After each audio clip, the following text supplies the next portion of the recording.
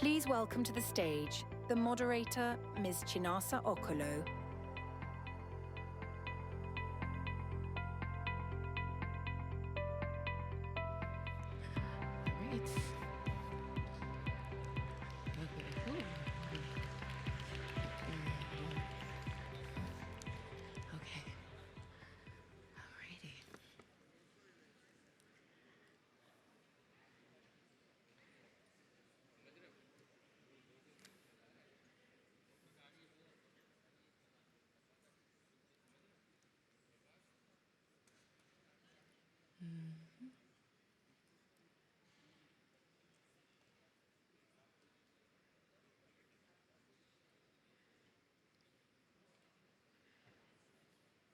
Okay, so hi everyone. Thank you for coming here to the Fireside chat with Joseph Gordon-Levitt.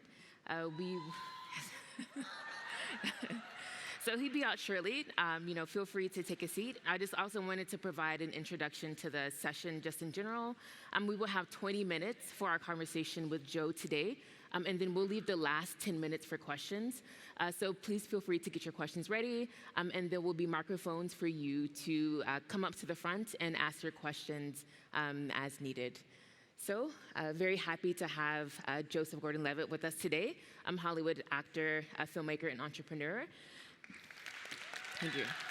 So, yeah, and I'm really looking forward to our conversation. Thanks for doing this. Oh yeah, no worries. And so just to get started, I've read a lot of your work and also listened to your interviews. And just to hear from you firsthand, wanted to understand would you describe the impact of generative AI on artists and the creative process today? Yeah, well, where I work in Hollywood, in the entertainment industry, everybody's talking about artificial intelligence. The impacts are a little harder to see, and it's more about thinking of what's it going to mean. And so I think that's sort of important for any conversation about AI. There's what you can do today, and there are some really impressive things it can do today, but the capabilities are changing so fast that if you look a few years down the road, that's where maybe some of the concerns get greater. So what are the impacts today? It's a little hard to point to it. Yep. What could the impacts be? I think that the impacts could mean that creativity as we know it sort of goes away. To be really honest, I hate to put it in grave terms. That's a worst case scenario, but I think it's on the table, and I don't think it has to happen that way. I think if we all figure out how to steer the ship, so to speak, the technology could be a wonderful thing for creativity, and we're sort of at that crossroads right now. Most definitely. Great. And so as someone who's in policy, I've seen a lot of debate on how to regulate AI without stifling the innovation. And where do you think the balance lies when it comes to protecting creators? Yes, so the basic principle that I think is so important to focus on is an economic one. And probably a lot of you all in this room know this already, but I think there's a bit of a lack of understanding in the broader public of how exactly this technology really works. Because you hear this word, artificial intelligence, and you think, okay, well, there's this artificial intelligence. There's this entity on its own that can do these intelligent things. But the truth about how the technology works is these companies take massive amounts of data produced by people, data like everybody's writing, or everybody's voices, or everybody's photos, or everybody's videos. And they take that data and they feed it into a machine learning algorithm that crunches the numbers and finds the patterns and can generate outputs that follow those patterns. And so this artificial intelligence, some people, I like the term, some people call it collective intelligence, because it really can't do anything without all of that human input. Exactly. And so this is the truth that I think we kind of need to codify into rules, into laws. Because right now, the biggest AI companies are lobbying for the right to take everybody's data without consent, without compensation, and make unlimited money from that data. And to me, that points to a pretty bad future. And I'll say just not only for content creators, but for people who work in any number of industries, whether we're talking about academics, scientists, we're talking about engineers, people who work in marketing, people who work in logistics or in finance, whatever it is. If the rule is that a big tech company is allowed to take what humans have done, feed it into their model, make money, and not pay those humans, then what kind of economy are we really headed for? Great answer. And so you talk about this, thank you. You talk about this a lot in your work, and knowing that platforms that train AI often do so using artists' content, how do you see this? And are artists protected enough? And what needs to change? Yeah, no one's protected enough. There isn't much law or rules around this yet. It's so new. Yes. And I think that was an intentional thing. And, we could talk about how data will be stolen moving forward, but it's maybe just as important, if not more so, to talk about how data has been stolen for the last number of years. And now we have these big, valuable companies who I think intentionally took the strategy of let's just do it and not tell anybody we're going to do it, not ask for permission. And by the time anybody sort of is able to catch up and realize that what we've done is stolen, our companies will be so big and our products will be so valuable and so widely used that they won't be able to stop us. And I think that sort of blitz strategy is what we're seeing happen. Yep. And, in the United States, it seems like it's working. So the question is, what's it going to take for everybody in the United States as well as all around the world to say, no, actually, what you've done wasn't okay, and it's not okay moving forward, and we appreciate this technology, and we want, to benefit from it, but also the whole world is going to have to benefit from it, and rather than just a few gigantic companies hoarding all the wealth for themselves. Right. Yeah, this move fast, break things, mantra in tech is still very much alive. And so when it comes to the feeling in Hollywood about generative AI impact, how would you say it is right now? And how can artists and the public be more involved in shaping rules around AI? Oh, what's the sentiment like in Hollywood? I mean, let's be honest. Hollywood is threatened not only by AI. Hollywood's a mature industry that's been doing something close to the same thing for the last 100 years. And to be honest, I didn't fly to Norway to try to protect Hollywood. Yep. That's not why I'm here.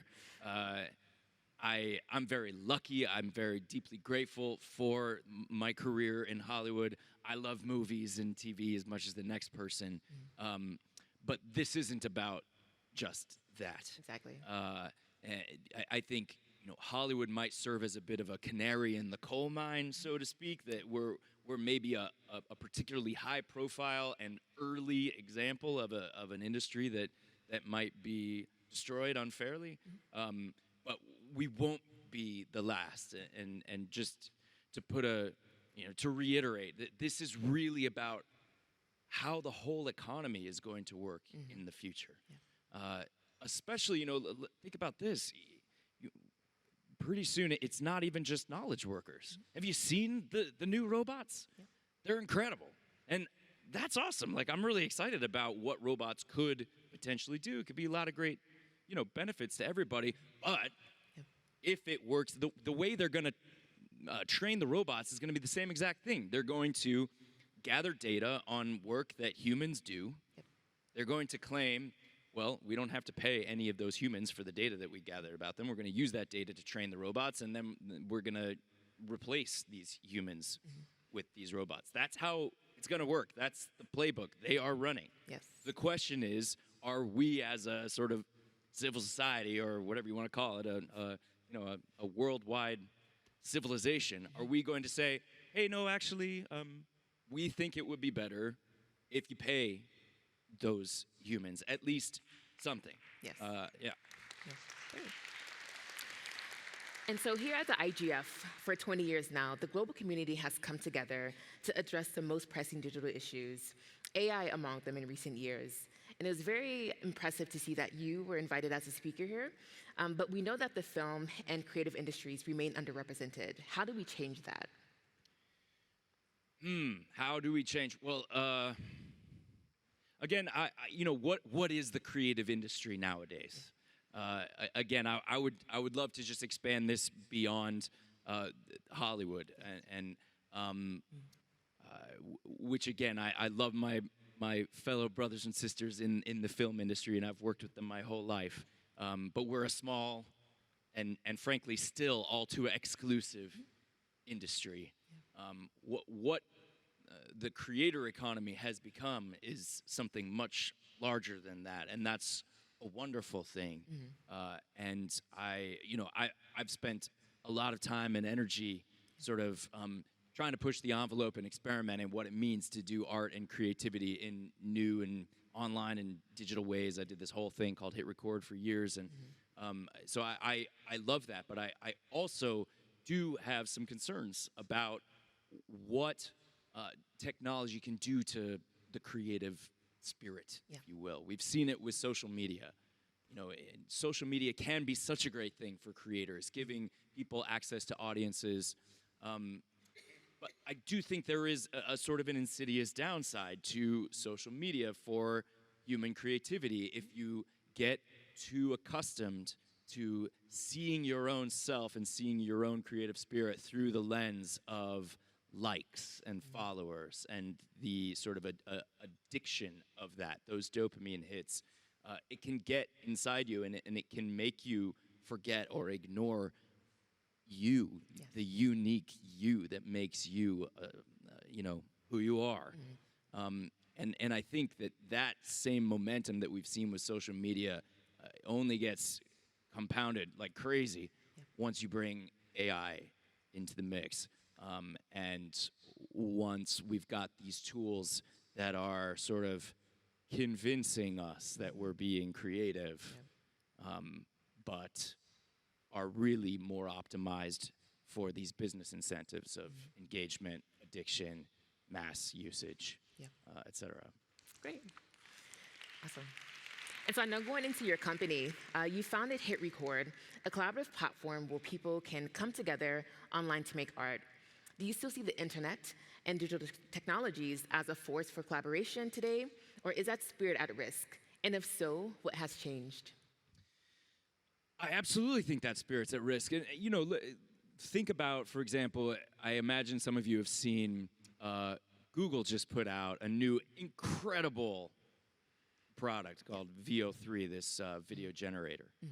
And the outputs are dazzling. So we could look at this in two ways. And I think it is important to acknowledge that this can be such an amazing tool for creativity. I think back about when I was young and I was making little videos with my family's camcorder, how fun it would have been to been able to dream up a movie in my mind and then have a tool like this that could really render it. There's so many possibilities. But you also have to look at the other side. What will a video generator like this really end up doing? I think if we're honest, the much more common use case is going to be something like this. You know how when you watch a video platform like TikTok or YouTube or whatever it is, it's always giving you recommendations. There's an algorithm, a machine learning algorithm, that can statistically calculate the probability of how likely is this next video going to keep the user watching, keep them engaged so we can serve them more ads so we can make more money. And the algorithm picks from a finite set of user-generated content, and it's gotten really good at picking which one is going to hook the individual user. It's gotten to the point where I think it's something like 1 in 5 young people now is spending 6 hours a day on TikTok or something like that. It's gotten really good at it. Now imagine that the algorithm isn't picking from a finite set of user-generated content. The algorithm can generate anything. An infinite possibility, algorithmically, probabilistically tuned, optimized for engagement, for the business incentive. You're going to see not 1 in 5 kids spending 6 hours a day scrolling and scrolling. You're going to see many, many, many more. I'm a parent. That's very scary to me. And as much as I love the idea of my kids using these tools for creativity, I'm worried that the more common use case will be passivity. Scrolling, scrolling, scrolling, scrolling, scrolling. Because which one of those is more profitable? If the video platform gets a kid to be creative, is that the best way to make money? Or if the video platform gets a kid to sit there and scroll and scroll and scroll and look at more and more and more ads? That's the one that's going to make the more money. So these are the kinds of things that I worry about. And again, it's not a foregone conclusion. We can make rules. You know, if you look at the difference between how TikTok works for young people, it's called Douyin in China. Douyin in China works very different than TikTok in the United States. The algorithm is geared towards education, towards STEM, towards history, and it shuts off at night for kids of a certain age. There are rules we can make. In Australia, they just banned social media. I think you can't have a social media account if you're under 16 years old. There are things we can do, and we should. I mean, in where I'm from in the United States, you can't go into a casino if you're under 21. You can't buy a lottery ticket if you're under 18. Okay, so these same addictive products or these same addictive techniques are used in these technology products, the same thing that casinos use in slot machines. Why shouldn't we have rules like this? I think we can and we should. Exactly. Great. And so what gives you hope about the future of creativity in this new digital world and AI-driven world? What gives me hope? I gotta say, I feel pretty inspired to be here. I've from the musical performance and on, hearing person after person from place after place all over the world, everyone got up on this stage and seemed pretty aligned, saying like, hey, we are at a crossroads. We have got to come together and be proactive about steering the ship. That was really encouraging, and encourages me to talk to people like you.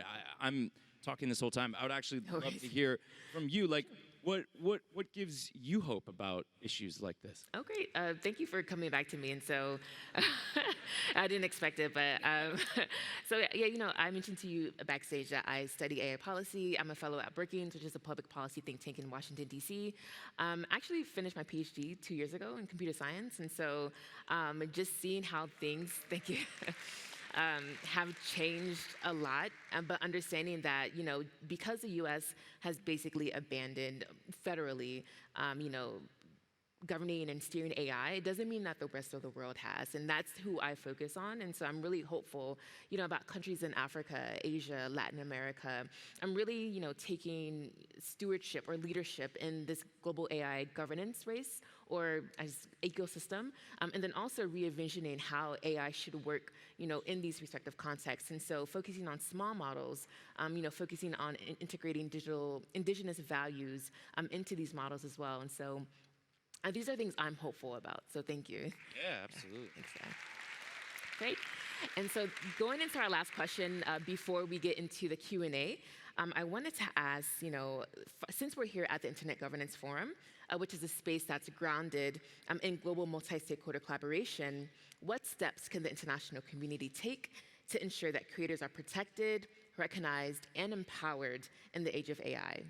I'll go back to that same basic principle, which I think should just be a law everywhere. Your digital self belongs to you. Yes. Your digital self belongs to you. That when humans produce data, whatever those data are, it could be something you've written, it could be a photo you've taken, it could be because you were tracked by a location device, it could be a preference that you exhibited. all of that data was created by a human, or it could be your job that you do, it could be the digital deliverables that you turn into your company, all of that, whatever it is, if someone makes money off that data, then you should get some of that money. It seems like a pretty obvious thing. If we want an economy moving forward where people have an economic incentive to do good work, to try hard, to strive, to compete in a fair marketplace of ideas and good work, then we need to compensate people for the value they create. And if we could have that, I think that would be a good step forward towards a fair digital world in the future. Yes, great. Thank you so much, Joe. Awesome. And so we have the remaining time left for questions. There should be mics going around in the audience, but I will do my best I see you in the front right there with the blue suit, I believe. I'm not sure where the mics are. Mics? Okay, actually, yeah, can you Let's just do this. Yeah, Come on. Thank you. We're going to go Geraldo style. Okay. All right. What's up? Cool.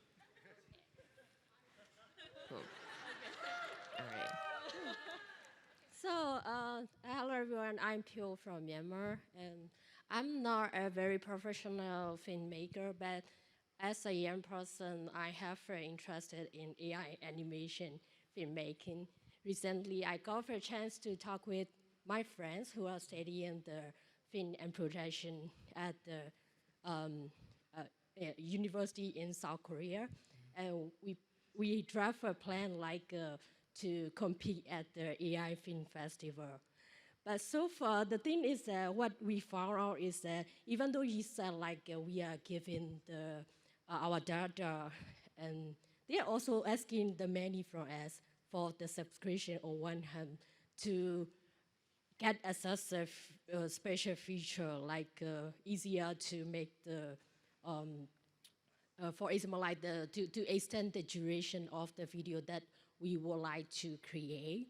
So how do you see that perspective? We are giving our data, and also we are giving our money for a special feature that seems like pretty nice for us personally, and even easier and save our time to create our thing as an end user. Okay, so if I understood correctly, she's saying you're going to compete in a film festival, but the technology you want to use to create your film is still expensive. Take the question. Yeah. Well, Right there. I mean, that's a really good question. And look, it's really true, right? That as much as these tools are being democratized, they're not affordable to everybody. And what can we do about that? I mean, I would hope that whoever's sponsoring a film festival, maybe one of these big tech companies could sponsor that film festival and maybe donate those features to the people who can't afford it. That would seem like a pretty nice thing to do. The tech companies in question have lots of money. They can probably afford to donate some of the features. But I would love to see this film festival, and I would love to see the work that you do. So keep going, and thank you. Awesome. And so thanks for your questions. We actually have lines for mics. Can I have the man with the blue suit actually come to the front of that line to ask his question? And then I will go to my left side. All right. Thanks. Hello, and thank you for letting me ask you this question. I have a question regarding your role as a father. I'm also a father. I have a almost 6-year-old daughter, which was actually born in this country. I'm from Romania. I'm a former congressman, and I'm a policymaker now. My question is, from a policymaker perspective, with a little ethics behind, would you consider in the future that policymakers across the world should actually create policy in order to separate in a very simple and pragmatic way, content, AI content, for example, in Hollywood versus genuine content? And I'm asking you because You know, going back in the past and watching your movies, for example, which, as you said, protects the spark of the human creativity. I really want to give that to my daughter in the future. I want her to have that goosebumps feeling and to know that somebody somewhere in the world created actually that beautiful piece. And I want to separate that from everything, the recycled content that the future AI is going to do, no matter how good it is. But how can we do this to keep humans in the center of the creativity? Thank you very much. Well, I completely agree with you as a parent, and thank you for sharing that policy should 100% distinguish kids from adults. Like we were just talking about, you know, where I'm from, someone under 21 years old is not allowed into a casino. And that, to me, is a really good example. And you know, there's an argument that's often made that it should be the parents' responsibility, that the companies aren't the parents of the kids. We're just making a product. It should be the parents' responsibility to protect the kids if our product might harm them. I disagree with this position because the reality, and I say this as a parent, the reality of what happens is if there is no collective action, if there is no rule, if there's no law, then you could do your best to protect your kid from a predatory product. But if, you know, 80–90% of the kids in their class are using that product, it becomes very, very difficult to tell your kid that they can't. And in fact, your kid gets punished, you know, unintentionally or left out for not using the product. So there has to be a collective action there. And this is, to me, this is the role of government, to complement the private sector. Yes, it's great that businesses are out there innovating, building, offering products. And sure, to some degree, we all have our responsibility and we get to vote with our dollars.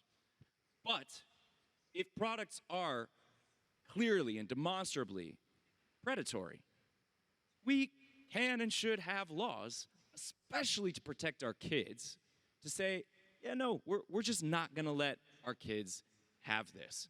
And, you know, we do our best as parents. We're very lucky and privileged that we have a lot of time and capacity to do that. But I think for all parents, we need that collective action that only laws can provide to really protect kids from what can be predatory business practices on behalf of these tech companies. Great. I'd like to take one last question, please. The woman in the front.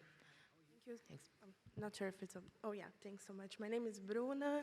I work for an organization called Witness that has been doing a lot of work on human rights, AI, and a lot of those deceptive generative realities and so on. And my boss currently, he has been in charge of saying a lot of things around prepare and not panic, right around because around of the idea that we should be ensuring that all of those companies, they need to be working on behalf of creativity instead of like deepening the harms and so on. So my question to you would be, what could be the role of Hollywood and actors in the creative industry in that sense, in making sure that they do work on creativity instead of like deepening the harms? And also thanks a lot for the work. I know that you, Mark Ruffalo, and many folks have been cool activists in the field for the past years, so thanks. Thank you. She asked, what can the role of Hollywood be? You know, on the one hand, I would love to say that, like, we in Hollywood are going to stand up and make this happen and shine a light on the problems on the horizon and help lead the world towards a better, you know, digital landscape. If I'm being realistic, I don't know that Hollywood is capable of that. Hollywood is a relatively small industry. It seems big because Hollywood gets a lot of attention. But if you look at kind of just economically the numbers of what Hollywood does, it's a speck compared to, and it's being, you know, as we speak, subsumed and swallowed by the tech industry. So realistically, I don't expect Hollywood to be able to stand up and fix this. Hopefully, Hollywood can be one of many stakeholders. I've enjoyed the use of this word. I've heard a few times here today, multi-stakeholder, that Hollywood could be one of those. But I don't think we could do it alone. So we are all going to have to do it together. Great. Thank you, everyone, for the questions. I apologize that we weren't able to get to everyone. And so thank you again, Joe, for your time here today. It was an honor to be able to interview you and chat with you. And Thank so, you. Yeah, thank you, everyone. Thanks, everybody.